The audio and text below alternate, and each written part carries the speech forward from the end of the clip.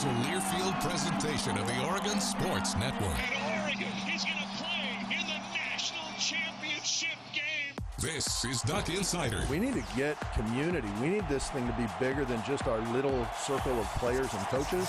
Are you kidding me? Touchdown, Oregon! With 2 seconds on the clock, he hits it! That's the bigger picture in this thing, allowing the community to celebrate the hard work, blue-collar mentality this group brings to the table. And the Ducks have won it! The Ducks have won! We get to struggle together, and we get to have joy together. Dante will dribble it out! The Ducks are Pac-12 tournament champions! I am so proud right now to be the head coach at Oregon. Oregon's a Fiesta Bowl champion in a 12-win season.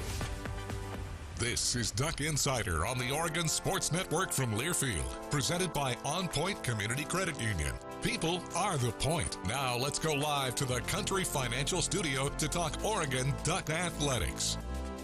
Wasn't that a fun weekend in Eugene? My goodness, there was so much going on. The spring game, thank you to everybody who came out. That was fantastic. What a great atmosphere at Autzen Stadium on Saturday. Postseason for a whole bunch of different sports in action. Acrobatics and tumbling in postseason action.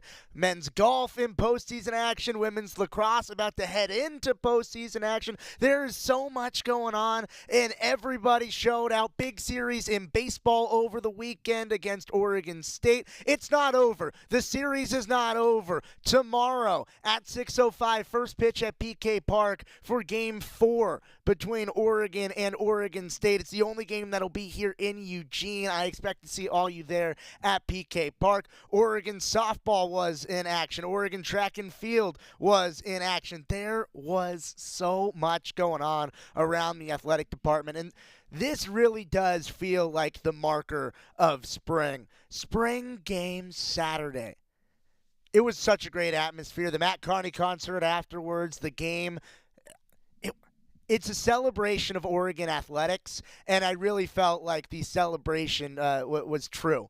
It was such a great time at Autzen Stadium, getting to see a whole lot of new faces on the field for Oregon football, getting to see a whole lot of old faces coming back for Oregon football. And Saturday was a great day for Oregon football because it wasn't only the spring game, but also the NFL draft. Oregon had 8 players selected in the NFL draft. 6 of them were selected on Saturday.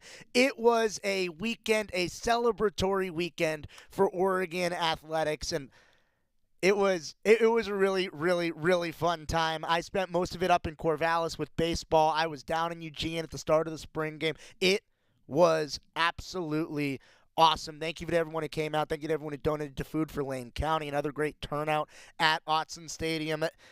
Just really, really great stuff. Talking about the spring game itself, final score, green team beat the white team 28-17 was the final score. Oregon won. We're all happy about that.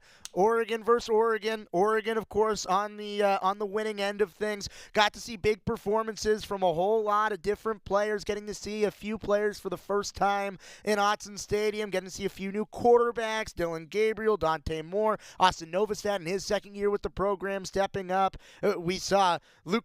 I thought one of the more fun highlights of the day was on the handoff to Bryson Cobbins running down the field. Seeing the quarterback, Luke Moga, come and chase him down all the way down the field and enter the end zone with him. I thought that was electric. We saw a whole lot at Autzen Stadium. Really fun day in Oregon athletics. It seemed like the defenses on both sides had the advantage early in the first half. Second half, it was the offenses who started to get it rolling. Got to see a little bit of both. Whole lot of fun marking the end to spring football for Oregon, and that it's exactly what the celebration for Oregon athletics should be. Dan Lanning, he spoke with the media afterwards. He had thoughts not only on the spring game itself, some of the Oregon athletes that went in the NFL draft. We will continue to break that down as well throughout the show. The NFL draftees for the Ducks, some of the undrafted free agents that got contracts for Oregon, but the totality of spring practices, the NFL draft, the spring game itself, really Saturday, a celebration for Oregon football. This weekend, a celebration for Oregon athletics. Really, really elite stuff over the weekend from the Duck fans. Coach Lanning, he had some positive things to say about the team, the atmosphere, and continue to break down spring camp. Here is Coach Lanning post-spring game. Appreciate everybody being patient. I know you guys got to visit with a few people. Certainly an awesome environment. It always is here at Autzen. I think our fans are unbelievable. I think there's an awesome concert going on out there right now.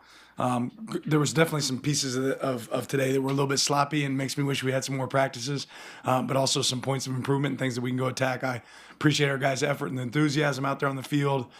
Certainly think we have great talent to be able to go out and compete, and excited to build from here so we can open it up for questions. The defensive line felt like a focal point today with the way they played. How encouraging is that for you, especially when you had so many pieces of that defensive line leave for the draft this year?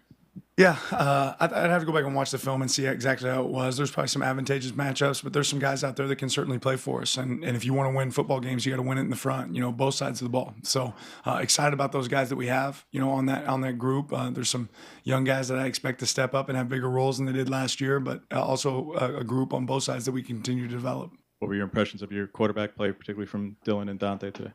I think all of our quarterbacks had some really positive plays. I know there was a couple plays that series would have probably kept going if the ball was caught. But I have to go back again and watch the film to get a really clear look. I mean, I think we saw some good things from Luke and Austin as well. And even Brock when he was in there. So I'll go see the film, see how it looks. I feel really good about our quarterbacks, though. I really like the group that we have there. I think we have talent in that room. Like the ball carriers today ran with a lot of physicality, tough running. Just speak to kind of what you saw there, and especially I guess at running back with guys like Jay and Jordan. Yeah, I mean, I think Jordan. We've all seen what Jordan can do, and really impressed with that. And I think there's other guys that are really doing a good job growing in that room. I'm going to go back and look. I think there's some of those plays where we could have been more physical and look for opportunities to attack with even better pad level. But overall, I think we know what we have in that room, and we have some guys that we can compete with. Coach, good to see you. I wanted to ask you about a couple of your young defensive backs, Dakota Fields, Aaron Flowers. Seems like they had pretty strong days. What have you seen from them this spring, and just to come and soak it up as quickly as they have? Yeah, it's really hard, to be able to come in and compete, especially as a freshman in this defense and what we ask these guys to do. There's a lot that they have to absorb, and sometimes days like today are awesome days just to see those guys go out there and play fast. Obviously Dakota had a big play. Aaron had some great tackles. So we've signed good football players. It's our job to continue to develop them, but excited about their growth. Dan, your perspective on the wide receiver group today, and particularly Evan, what you saw from him. Yeah, I think it's hard. I know everybody here is going to want to talk about today. I have to speak on what I've seen all spring, and we have some talented guys in that room, which is great, and we've got to continue to eliminate some of the MAs that are going to occur when you're learning stuff new. But I see burst, I see explosion, I see guys that attack the ball, when it's in the air, grab, big catch radius is the ability to run after catch. So it's a deep group for us that I think there's a lot of guys that can help us. Dan, when you see so many guys go in the draft like you've had, I think in theory you would at least think that there'd be some obvious holes or drop off at certain positions. But especially in this day and age, what is the key to being sustainably good and not having a drop off when you do send a big class like this off, to be able to continue to take steps as a program and as a team? Yeah, recruit well and develop your roster, right? Understand the strengths and the weaknesses of your team and continue to, build into that, and always prepare with the future in mind, right? As obviously we're getting ready for this next season, but the season after that's going to be just as important in how we recruit, and events like this are huge for it. There's a lot of recruits out there today watching us play, right? But they're not going to impact next season, but they'll impact the season after that. So we have to do a great job of developing our young guys that we have here, and continuing to build our roster. A lot of times when you ask coaches about their goals for the spring game, one of the number one things is to come out of it healthy, and that didn't seem to happen today. Is there any updates on any of those players? And I don't have any update right now. I'll get with Chief here in a little bit. I think we have some, dings here and there. But overall, I think our team's going to be in good shape. Yeah, I guess just as a coach, when you see something like that, does it frustrate you at all? Or no, football's football. I mean, is it frustrating for the player? I'm frustrated for the player that they get banged up, but football's football, and the only way to get better at it is to play football. So you only get limited amounts of time that you can actually go out there and play. We've got time to be healthy, but time we get to spring. Coach, I believe you had 7 players drafted in the draft. What does that mean to you, and what do you tell your team now when you have that many players move on to the next level? I think it was 8, right? 8, not bad, right? No, I think that's exciting. Now it's about getting more of those guys in the first and second, right? Like you're so thrilled for people that work their tails off for an opportunity and they compete so hard for the Oregon Ducks, and for that to turn into future for success for them. That's something that we're really excited about. Those guys put blood, sweat, and tears into their efforts here, and I know that's going to carry over well. There's some NFL teams getting really good players. Justice got in the end zone today. Has he shown leading up to the spring game that kind of stuff? You've seen that from him in practice. Speak to his spring. Justice is consistently been a really good player for us. Justice has to be able to be healthy, and when he's healthy, he's definitely a guy that can make an impact for us. Past couple of days have been a little bit of a whirlwind for you. Obviously, cross-country flight. What was it for you personally like to be there with Bo when he got drafted? Then what was your reaction when you saw Troy go join him in Denver today? Yeah, I thought that might play out, having some late night conversations with teams, about our guys, but getting to share those moments with these players, again, I feel like it's a small piece that we can give back for all they've done for us. And, seeing some dreams live out is pretty awesome, especially when we can be there with the family and experience it firsthand.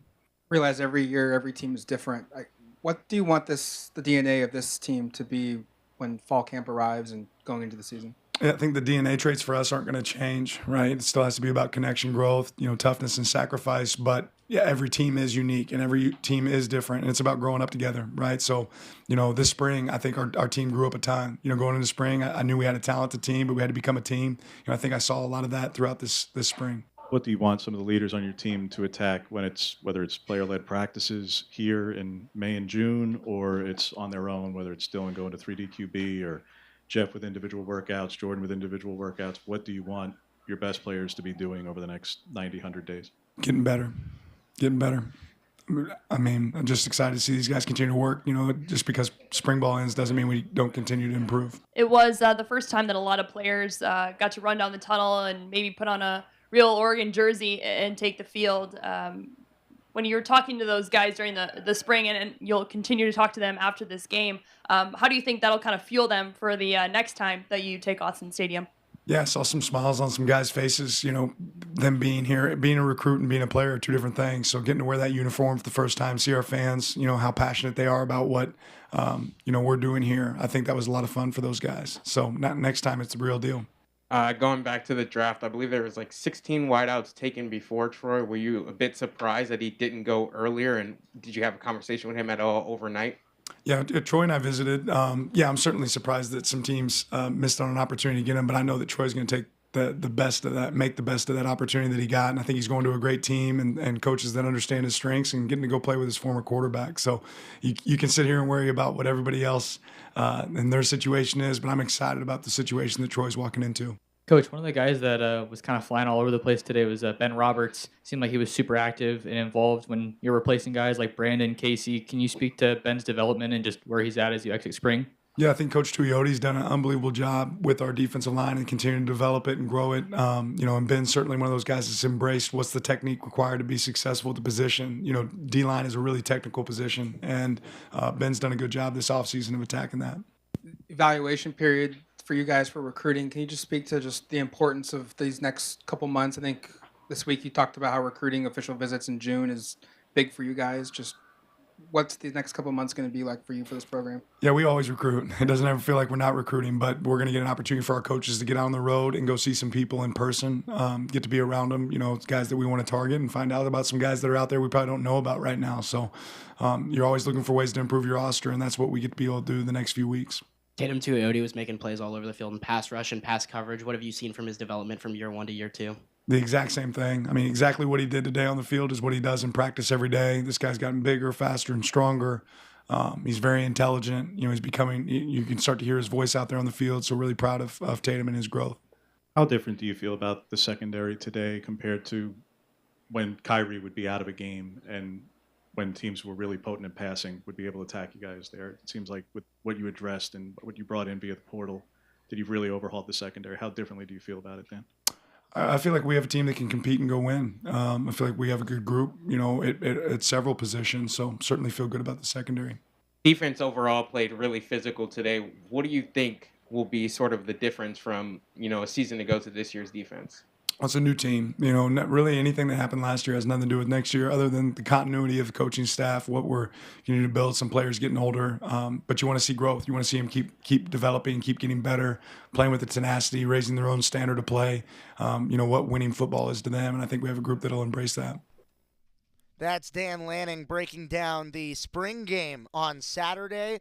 Brought to you by Willamette Valley Cancer Institute and Research Center. Fight like a duck with exceptional cancer care close to home. Had some positive things to say about the spring game, but it's still a work session for Oregon football. Just because spring practices are no more does not mean that the work stops. And it's a student-led and athlete-led team for Oregon, and that's the type of energy that Coach Lanning wants to be brought in prior to fall camp, continuing that level of work. Also talked about the 8 players drafted for Oregon football in the NFL draft. 8 players, program record. 8 players for Oregon drafted over the weekend in the NFL draft. Joey already broke down Bo Nix going to the Denver Broncos on Thursday, the 12th overall pick. Jackson Powers Johnson after the show on Friday. He was selected with the 44th overall pick in the second round. If you heard an extra loud clap, it's because Knight Uretsky is directing the show. He is a Raiders fan. And Jackson Powers Johnson gets selected to the Vegas Raiders. He's the highest drafted center in Oregon football history. He's the 8th Oregon center to be taken in the NFL draft, going 5 picks before Max Unger did with the 49th overall pick in the 2009 NFL draft. The 5th offensive lineman to go in the first 2 rounds, joining Penei Sewell, who went 7th overall in 2021, Jake Fisher, who went 53rd overall in 2015, Kyle Long, who went 20th overall in 2013, and, of course, Max Unger, who went 49th overall in 2009. Congratulations to Jackson Powers Johnson. He was the only Duck to be selected on day 2. And going into day 3, there were a whole lot of Ducks at the top of the board, and they flew off the board quickly. 4 Ducks selected in the first 10 picks of the 4th round, and it started with Troy Franklin, who was selected in the 4th round with pick 102 by the Denver Broncos. Are we calling them the Denver Ducks? That is a real question. Bo Nix at quarterback, Troy Franklin at receiver. I think it might be a thing. So Troy Franklin, the first one off the board in that 4th round. Then a few picks later, just 6 picks later, it was Kyrie Jackson selected by the Minnesota Vikings. And it didn't take long for the next Duck to come off the board. 1 pick later, the very next pick, Brandon Dorlus goes to the Atlanta Falcons with the 109th pick in the NFL draft. 2 picks after that, Evan Williams was drafted in the 4th round with pick 111 by the Green Bay Packers. So Troy Franklin, Kyrie Jackson, Brandon Dorlus, Evan Williams, all drafted within 10 picks of each other at the start of the 4th round. Oregon would have 5 4th-round draft picks as Bucky Irving, with the 125th pick in the draft, is on his way to Tampa Bay with the Buccaneers. Bucky with the Buccaneers. Buck Wild. I mean, it writes itself. I'm not surprised that Bucky Irving ended up with the Buccaneers. It just fits, doesn't it? And then also Jamal Hill, rounding out the 8th player selected for Oregon in the 6th round, the 188th overall pick taken by the Houston Texans. Oregon had 8 players drafted. Bo Nix to the Broncos, JPJ to the Raiders, Troy Franklin to the Broncos, Kyrie Jackson to the Vikings, Brandon Dorlus to the Falcons, Evan Williams to the Packers, Bucky Irving to the Buccaneers, and Jamal Hill to the Texans. A few players that weren't selected in the draft also got picked up by NFL teams as undrafted free agents. Taki Taimani, he'll be joining Kyrie Jackson with the Minnesota Vikings. Casey Rogers, he is on his way to the New York Giants. Stephen Jones on his way to the Jaguars. And Popo Amuvai on his way to Carolina with the Panthers. So 8 players drafted, 4 more undrafted free agents, 12 new pro Ducks on the football side of things. Congratulations to everybody who had their name called and to everybody who earned themselves a contract over the weekend for Oregon football. A celebration of Oregon athletics this weekend, and those draftees, just another really, really quality notch in the Oregon program. Jackson Powers Johnson was back at the spring game. He was on the broadcast wearing a Raiders hat. Tez Johnson post-game, he was wearing a Broncos hat in support of his brother, Bo Nix. We're getting to the interview with Tez Johnson when we come back on Duck Insider on the Oregon Sports Network from Learfield. As a local community credit union founded by teachers, OnPoint is committed to supporting the students and faculty at the University of Oregon. And on game day, we're right there with you, on the field, in the bleachers, and in the classrooms. Drop by our local branch today and discover the many ways OnPoint can help support your financial well-being. OnPoint Community Credit Union. People are the point. Federally insured by NCUA. Equal housing opportunity. Hey Duck fans, we're all about protecting our home turf here in Eugene. You should do the same for your home with Country Financial Insurance. Most home insurance doesn't account for inflation, but with Country Financial, yours can. If something happens to your home, make sure you can rebuild the same house in the same place. Call a local representative or 866-COUNTRY and get a solid defense for your home. Home insurance policies issued by Country Mutual Insurance Company, Country Casualty Insurance Company, or Country Preferred Insurance Company, Bloomington, Illinois. Property must meet age and condition requirements, which vary by state. Don't go anywhere. Duck Insider continues after these messages on the Oregon Sports Network from Learfield.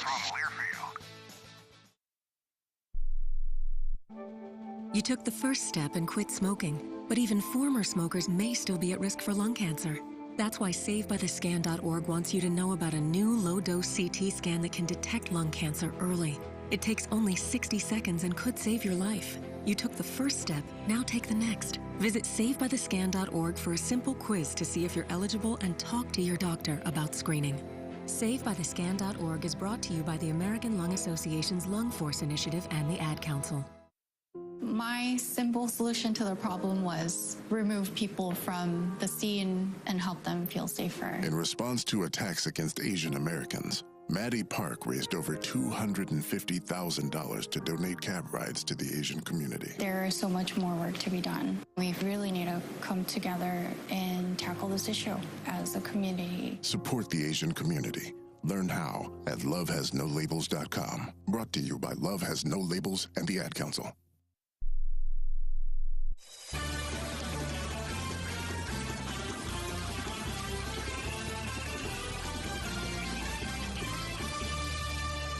Back inside the Country Financial Studio, it's Duck Insider, brought to you by OnPoint Community Credit Union. Ryan Milano taking you through today's show. Post-spring game on Saturday, post a whole lot of Oregon athletics this weekend.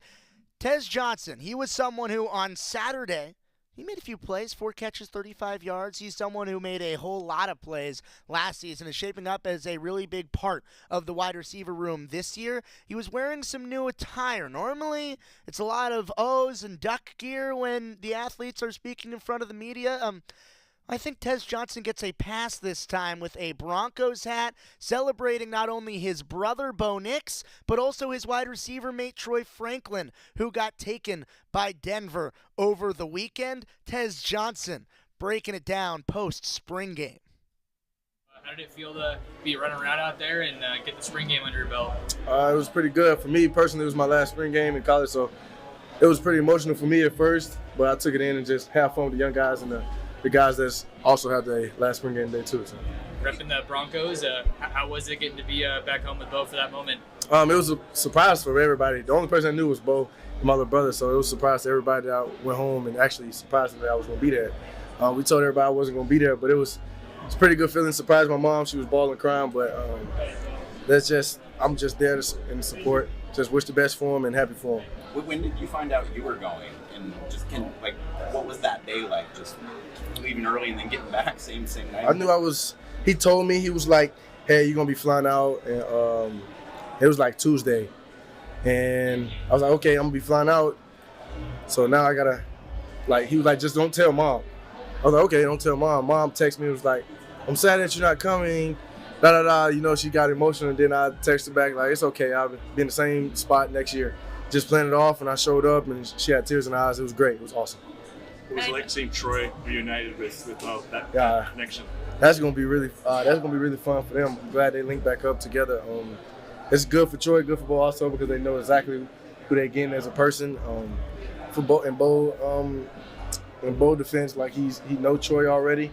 Like he know every route he's gonna run, and for Troy, he knows how Bo gonna throw the ball. So, I mean, them two clicking again is really awesome. It's really good. Tess, how would you kind of assess just the totality of spring football for you guys? Where did you guys get better? You feel like? Is that mentality? Just the totality of the whole spring. Like how did you guys get better? We work hard every day. I mean, I think I pretty much said this last year, but like working with Landon on a Tuesday and a Monday, and can watch us practice, like that's every day here. Like we know we got fall camp coming up, but our spring is fall camp, so it's pretty much something that we take pride in, and that's how we carry ourselves into the season. So Going back to the draft, I know you had to probably be here pretty early this morning, but did you get a chance to see all the guys that were taken off the board in the 4th round? And Kyrie's at Minnesota. Bucky, one of my best friends, he's at Tampa Bay. Proud of him. Doris in Atlanta. Evan at Green Bay. So it was pretty good. And thanks to them guys to our team last year. Them guys was unbelievable for our team last year. How do you think the quarterbacks played? The quarterbacks played today. They played really good. Every quarterback played outstanding today. I feel like we got so many weapons. Our quarterback room is so deep, and you can pick your poison with each one of them. So Franklin's dog, you're not one of the veterans. Talk about your leadership in the wide receiver room to letting freshman wide receivers come back. I kind of like when y'all say number one because I feel like I'm not the number one receiver. It's a room as a collective.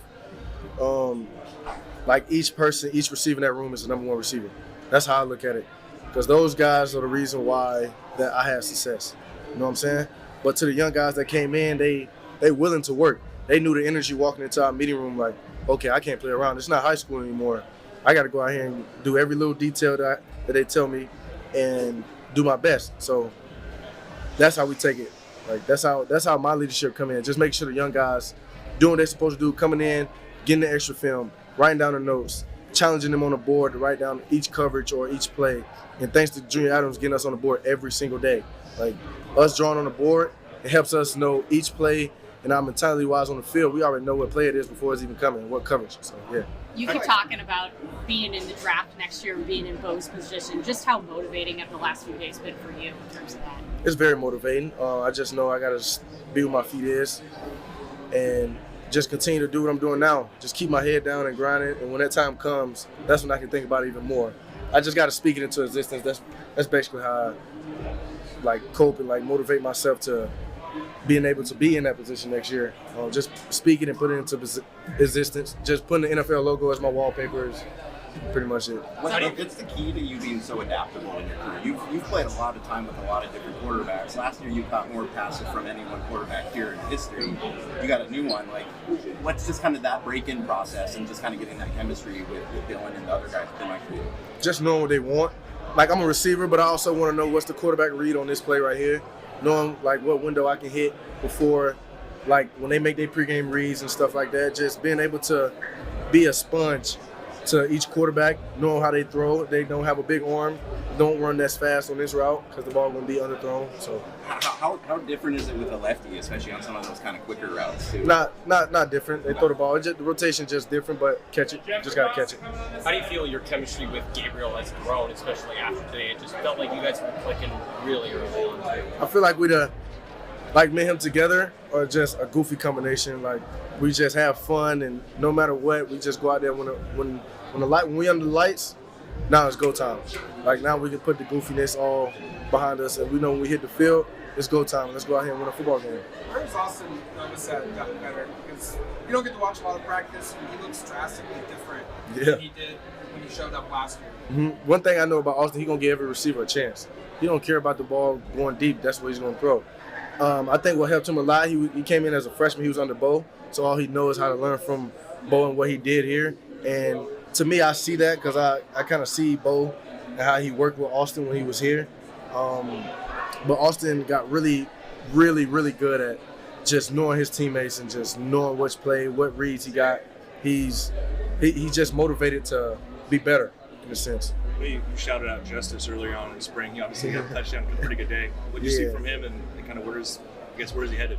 Justice is sneaky. Like, he's so good, and nobody knows, nobody gives him his credit.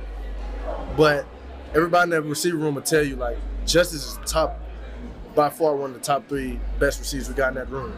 And along with Kyler, like, all those guys are making plays in the spring, and we knew they was going to do that. And, like, we knew Justice was really good last year, and he faced some injuries and stuff last year, but this year he's taking care of his body way better. He know the play. He's so smart. Like, it's hard for him not to be on the field. Thank y'all. Go Broncos. Go Broncos. That's Tez Johnson post-spring game. I love the way that Tez Johnson talks about his wide receiver room. Not the number 1 receiver. He's part of a room, and everyone enhances the play of everybody else, and he's given Justice Lowe his credit, Kyler Casper his credit to go along with that entire room of really, really talented wide receivers. I love the way that Tez Johnson breaks down his wide receiver room. Also, talking about Junior Adams and how he's getting him on the board, getting him to chart the plays, getting him to talk about the schemes.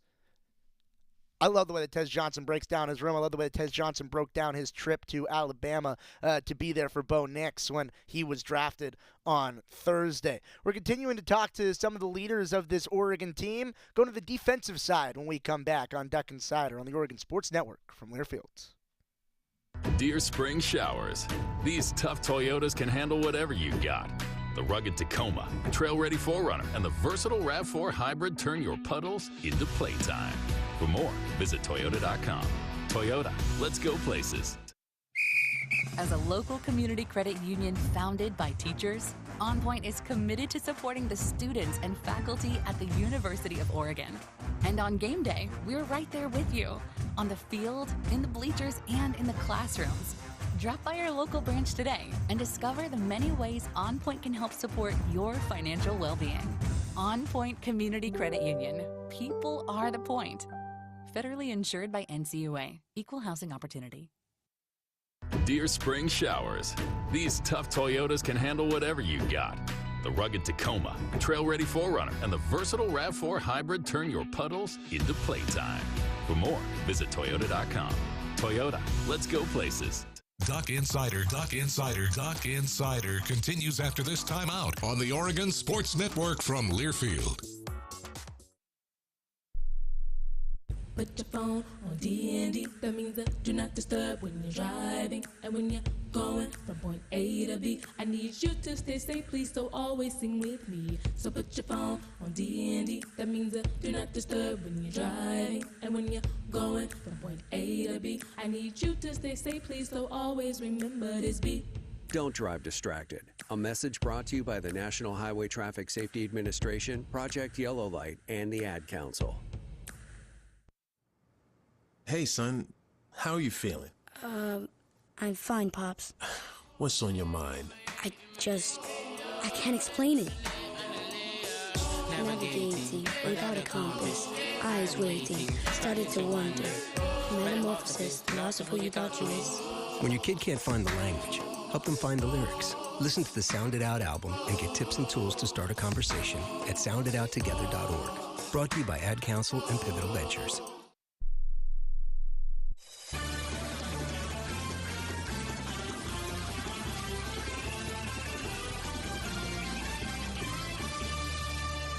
Back on Deck Insider, brought to you by OnPoint Community Credit Union here inside of the Country Financial Studio. We're talking spring game, Oregon football, celebrating Oregon football. Had a whole lot of past Ducks in attendance, a whole lot of fans. It was a great day at Autzen Stadium on Saturday. Just heard from Coach Lanning, just heard from Tez Johnson. Now we're going to the defensive side of the ball. Jeffrey Bassa, he's someone who is continuing to work on his craft, and his position has changed a little bit in terms of the communication that he can have with coaches. He can have now what they call a green dot headset in his helmet, and he can have communication to the sidelines. Really the first time in a game environment where Oregon was able to utilize it with real live fans in the crowd was the spring game on Saturday. So a little bit of technique difference in terms of the pre-snap communication and then just getting back on the field with his guys. Jeffrey Bassa chopping it up. Post-spring game, here he is.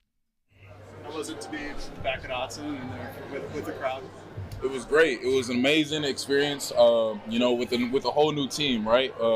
I think, it was great to see just the Sandsfield again. But, yeah, no, I'm blessed to be in this position, and it was great. Anybody really catch your eye out there? It's like any of the newcomers who kind of made some plays. Teshi mentioned Dakota, or you mentioned, whose name I can't remember. Aaron Flowers. Yep. Anybody catch your eye out there? Yeah, Dakota Fields, Aaron Flowers, and some of the young guys up front like Tion. I think, those guys have been working all spring, and then it was exciting to see that show up in the game. So. Your first experience in Austin with the in-helmet communication with the crowd there. How do you think that went for you guys on defense? Yeah, it went pretty good. It went pretty swell. That's something that we try to create in practice, with like the crowd noise and stuff like that. So, no problems. We're still signaling a little bit, but it went swell. The D-line was able to make a lot of plays, get up front in the run game. How much easier does that make your job coming downhill to try to make hits and deliver tackles? It makes it way easier when you're 3 technique and you're 2-hour, taking those double teams on for you and you can shoot the gap. So, I'm really grateful for all the guys up front. I'm grateful for, Coach Tony Tuioti to be coaching those guys up front as well. Where did this defense get better over the last month, Jeff? What was that? Where did this defense get better over the last month? Really, I would say attacking the ball. That's been a huge emphasis, getting batted balls. I think the D-line's been doing a great job of, batting the balls, getting their hands up.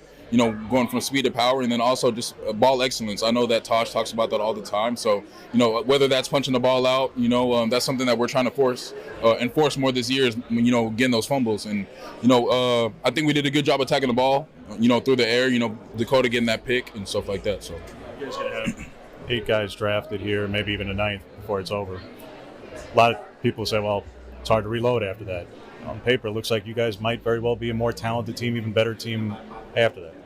Do you guys feel that way? Do you feel like this is a better team than with all you have to replace? 100%. I think we have the right guys here that that are molded from some of the guys that were here last year on the team. They're bringing some of that same experience from those winning 2 teams that we had these previous 2 years that we've been under Coach Lanning. And I think Coach Lanning and all the guys bringing in the right people that want to win and the guys that have the right mindset and that want to work.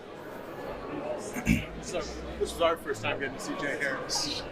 Was he always that physical at practice? Like, when was the first moment you realized, like, this guy, D2 guy, could get in there and play? Yeah, no, I think it's the first day that I seen him when we're in pads. Obviously with him being a running back and me being a linebacker, we're crossing over a lot. So that's something that Jay brings every day. And I think that with him and his talent level is going to take him. The sky's the limit for him. So. What do you see from some of the younger linebackers, like Kamar Mathuti, Jerry Mixon? What do you see from them? Yeah, I know that Devin Jackson's been like the talk that like he's kind of been developing really well, and he has, and I'm so proud of that guy for that. And then also, Kamar Mathuti, Braden Platt, and I think Jerry Mixon are all guys that are going to contribute to this linebacker room, this year. So.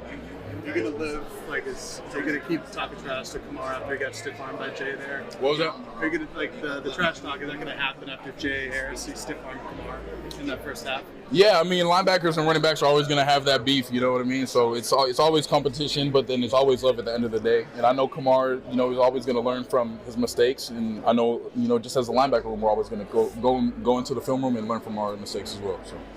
How do you think the defense's job done working in a lot of new transfers, a lot of incoming freshmen, meshing those guys with returners from last year? So how do you think that's gone? I think that's gone amazing. That goes down to one of our pillars of our program, and that goes to connection. I think that, guys hanging outside with guys outside the facility, and then a lot of guys like leaders in the room, like me for the linebacker room, and then guys like Keon Ware Hudson and Ben Roberts for the D-line room, and Jordan Birch. Those guys are, taking those young guys under their wing and really seeing them outside of the facility, whether that's extra bonus meetings with them, just checking up on them and little things like that. So. Tosh said that a successful day for the defense would be 10 takeaways and 3 touchdowns. Obviously, that didn't happen, but do you think today was a successful day for the defense, and why? Yeah, I thought it was a successful day, but I know that we didn't meet that standard, right? So, that's something that me and Tosh, or that's what I see in that Tosh came up in here and talked about that, and I think that's what we're chasing. Like we have a great, there's a high standard, right? And so we have to chase that every day, and we didn't meet that today, but you can't say it's not a successful day. So.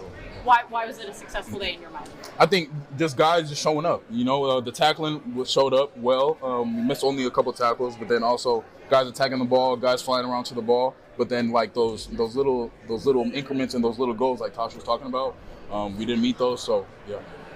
John's not finished, Jeff, but it's about you want to improve in pass rush, and linebackers this weekend aren't having a very good weekend at the next level, in part because you need to do a little bit more. You need to be a pass rusher at that level.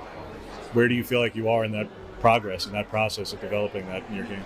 I feel like I'm slowly, can continue to get better, right? I think my spring, I've been doing a great job of, staying after practice, whether that's working with the D-line coaches, outside backer coaches, working with Coach B. Mike, picking up tips and just watching film on great pass rushers in the league like Micah Parsons, et cetera, right? I think, I'm going to continue to get better, right? That's just the guy that I am. I'm going to, find those little aspects of my game that I can continue to get better on. And pass rush, just like you said, is the thing that I want to get better on a lot, and I'm going to continue to get better at that. What do the next 3 months look like for you? Are you going back to work at various different spots off campus, or what does it look like between now and the end of July? Yeah, I think it, just continuing to stay up on my body, keep my body healthy, and then, like I said, work on those like little fundamentals and techniques, because I never want to get out of the groove out of that football groove, because we got fall camp and then summer coming up and then season's rolling. It's right around the corner, right? So I think it's just being consistent with my process, just continue to dominate in the classroom and then continue to be a leader for this team. That's Jeffrey Bossa, embracing the growth mindset of continuing to improve. And even though there are still things to clean up, doesn't mean it wasn't a successful day for Oregon on Saturday. I thought it was a really successful day all around, all-encompassing across the athletic department for Oregon with the Ducks coming out. What great event at Autzen Stadium for the spring game. The attendance was absolutely electric. Food for Lane County, absolutely awesome. Great job, Duck fans. Matt Carney concert, I heard that was pretty cool too. All right, we're breaking down everything else that happened in Oregon athletics. We still got a lot of spring game interviews. We will get to them on the show throughout the week, but there's so many other sports we got to talk about. That's where we're going to next on Duck Insider on the Oregon Sports Network from Learfield. Dear Spring Showers, these tough Toyotas can handle whatever you got. The rugged Tacoma, trail-ready 4Runner, and the versatile RAV4 Hybrid turn your puddles into playtime. For more, visit Toyota.com. Toyota, let's go places. Hey Duck fans, we're all about protecting our home turf here in Eugene. You should do the same for your home with Country Financial Insurance. Most home insurance doesn't account for inflation, but with Country Financial, yours can. If something happens to your home, make sure you can rebuild the same house in the same place. Call a local representative or 866-COUNTRY and get a solid defense for your home. Home insurance policies issued by Country Mutual Insurance Company, Country Casualty Insurance Company, or Country Preferred Insurance Company, Bloomington, Illinois. Property must meet age and condition requirements, which vary by state. Dear Spring Showers, these tough Toyotas can handle whatever you got. The rugged Tacoma, trail-ready 4Runner, and the versatile RAV4 Hybrid turn your puddles into playtime. For more, visit Toyota.com. Toyota, let's go places. Duck Insider, your home for the latest news on Oregon athletics on the Oregon Sports Network from Learfield. Adoption of teens from foster care is a topic not enough people know about, and we're here to change that. I'm April Dinwiddie, host of the new podcast, Navigating Adoption, presented by Adopt US Kids. Each episode brings you compelling real-life adoption stories told by the families that live them with commentary from experts. Visit adoptuskids.org/podcast or subscribe to Navigating Adoption, presented by Adopt US Kids. Brought to you by the U.S. Department of Health and Human Services Administration for Children and Families and the Ad Council. Tom has been a teacher for over 40 years. One day, I think one of the students had asked the question and he didn't remember the answer. And I also noticed that he was letting his class out earlier than they were supposed to let out. I was really starting to worry. Levi and I talked about how it would change our lives, but he was there beside me. When something feels different, it could be Alzheimer's. Now is the time to talk. Visit alz.org/ourstories to learn more. A message from the Alzheimer's Association and the Ad Council.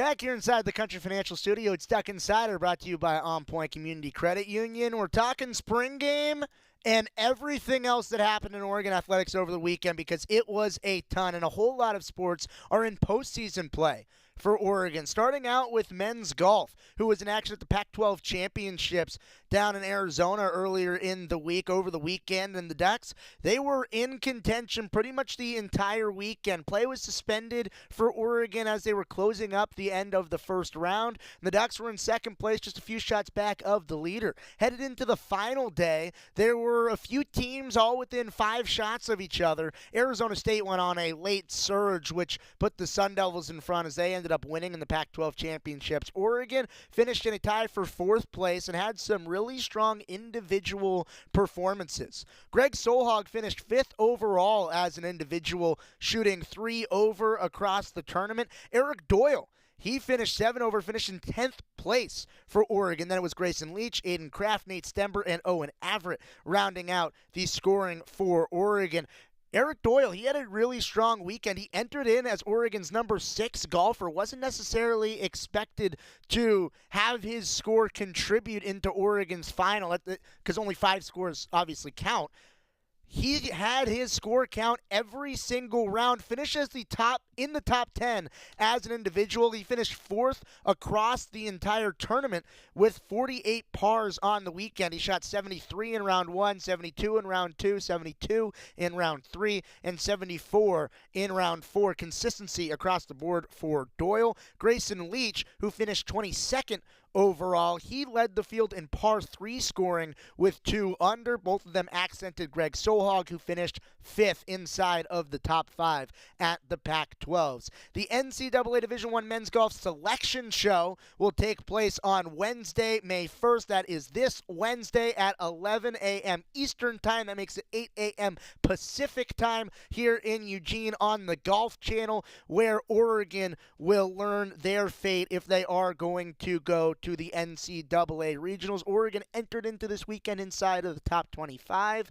Looks like, I'm not in the selection committee, but looks like Oregon should be able to continue playing, and we'll see where Oregon is going to slot in on Wednesday morning on the Golf Channel. Track and field was also in action. Track and field was in a whole lot of different places over the weekend. The Penn Relays down in Arizona, down up in Corvallis. There were about 3 or 4 different meets where Oregon was competing on the track and field front, and there were some really strong individual results. Jada Ross, she repeated her performance earlier this season. Remember a few weeks back when Jada Ross set a collegiate record in the shot put?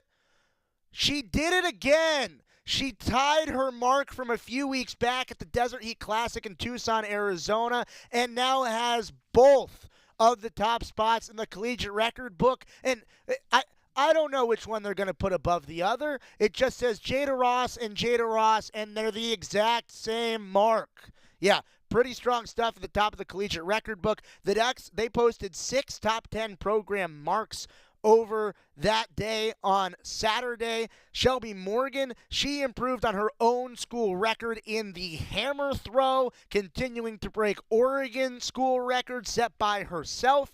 Kendall Martin and Katie Clute were in action on Friday at the OSU High Performance at White Track and Field Center in Corvallis. Martin knocked more than 9 seconds off of her previous best time in the steeplechase, ended up winning the event with a 10-minute, 30-second .53, 10:30.53 to win the individual section of the steeplechase. And Katie Clute, she led a trio of 3 Oregon women inside of the top 9 in the event that she competed in. The UO freshman went down the home stretch and finished in a 16:01.63 in the 5K.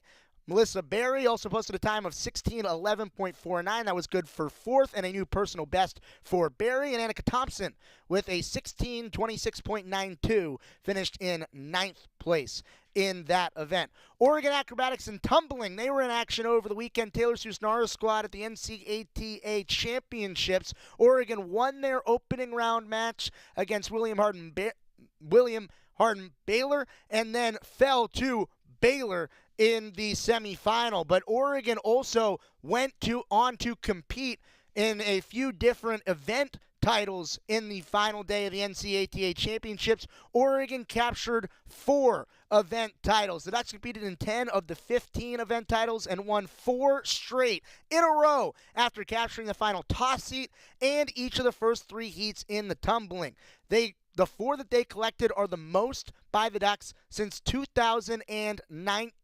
Oregon won the open toss event, the first title in that event since 2019 and the third all-time for the Ducks. Ducks won the duo tumbling pass with Mallory Kent and Rachel Furlong teaming up for a score of 9.575. It was Oregon's first title in the event in over a decade, as the Ducks' last trio tumbling event championship came in 2013. The trio tumbling pass is an event that Oregon won as well, the 4th consecutive title and the 6th in the event all-time, and the quad tumbling pass. Oregon won the quad tumbling event for the 5th time in program history and the first time since 2017. The Ducks also had 2 All-Americans named at the NCAA championships, with McKenna Carrion named an All-American and Alexis Giardina also named an All-American for Oregon. Ducks excelling on the mat and also in the books, as Cammie Wilson was one of 8 student athletes that were named to the NCAA All-Academic Team, and 19 Ducks earned spots on the academic honor roll. That was what was in action in postseason for acrobatics and tumbling and men's golf. Track and field continuing to surge forward, and there was a busy weekend on the diamond. The home finale for Oregon softball and the rivalry series with Oregon baseball going up against Oregon State, which, by the way, a series that's not over. Tomorrow, 6:05 at PK Park, first pitch, Ducks and Beavers. We're breaking down the Ducks on the diamond when we come back on Duck Insider on the Oregon Sports Network from Learfield. As a local community credit union founded by teachers, OnPoint is committed to supporting the students and faculty at the University of Oregon. And on game day, we're right there with you, on the field, in the bleachers, and in the classrooms. Drop by our local branch today and discover the many ways OnPoint can help support your financial well-being. OnPoint Community Credit Union. People are the point. Federally insured by NCUA. Equal housing opportunity. At Shadow Hills Country Club, we're more than just an award-winning golf course and practice facility. Our events team offers all-inclusive event pricing that allows us to take care of all the details while you enjoy your event. Our indoor and outdoor venues offer you a wide variety of fully staffed options that put the focus on you. From weddings to business and social events, at Shadow Hills Country Club Events Center, you get the benefits of a resort atmosphere and amenities in a peaceful country setting, just minutes from downtown Eugene. Call for a tour today or visit shadowhillsevents.com. This is Duck Insider. Duck Insider on the Oregon Sports Network from Learfield. Victor deployed for the first time to Afghanistan in 2003. He sustained a moderate traumatic brain injury. One of the most important elements of caregiving is taking care of yourself. For many military veteran caregivers, their caregiving journey starts earlier in life and lasts longer. Visit aarp.org/caregiving for a free military veterans guide to navigate your caregiving journey and better care for your loved one and yourself. Brought to you by AARP and the Ad Council. Don't you wish your life came with a warning app? Stop. That dog does not want to be petted. A heads up before something bad happens. You should not send that text. Uh-oh. Life doesn't always give you time to change the outcome, but prediabetes does. With early diagnosis and a few healthy changes, you can reverse prediabetes and prevent or delay type 2 diabetes. To learn your risk, take the 1-minute test today at doihaveprediabetes.org. Brought to you by the Ad Council and its prediabetes awareness partners.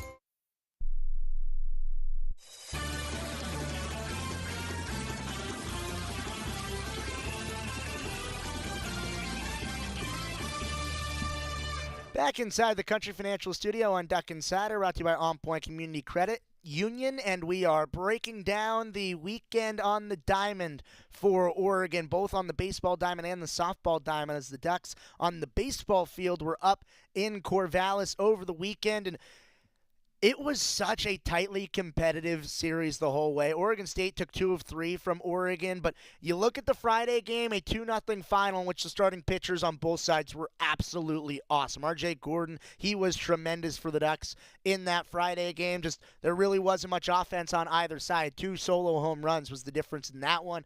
4-2 the score on Saturday, in which Grayson Grinsell had a really strong start. Oregon had a few really big hits with a Drew Smith solo home run, a Mason Neville triple to kick off an inning, which sparked Oregon to tie the game up. Both of those were immediate responses to one-run innings from Oregon State. Ultimately, it was the Beavers who scored all 4 of their runs with 2 outs that got the edge on Saturday. So incredibly close Friday, incredibly close Saturday, and Oregon came in on Sunday and absolutely came out firing. It was a strong start for the Ducks.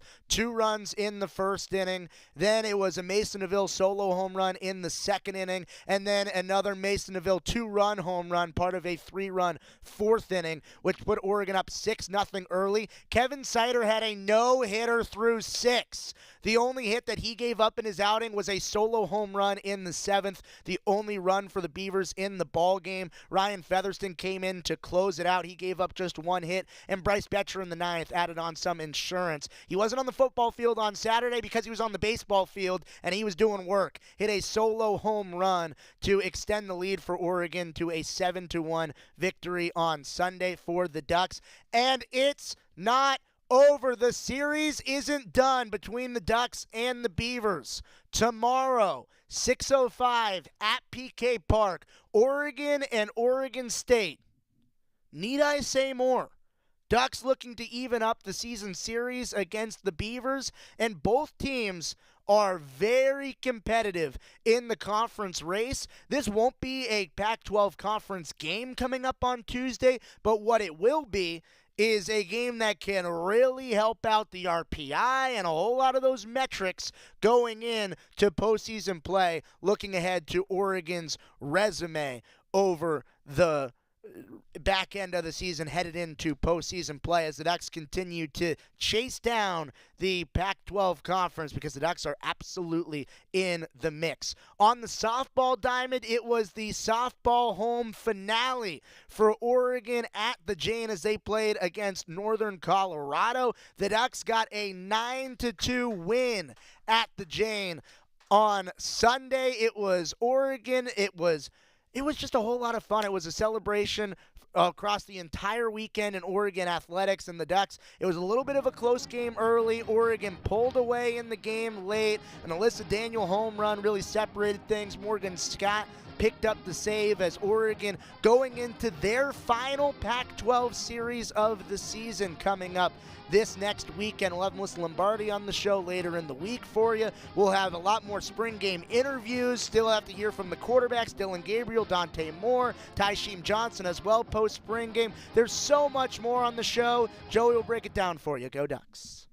Uh-oh, Brad's buzzed. Oh, yeah? Yeah, he's starting with the woots. And now a speech. I just want to say that friendship is about heart and brain. Who's with me? Good thing is, he knows when he's buzzed. And my brain is saying, when it's time to go home, somebody call me a ride. Love that guy.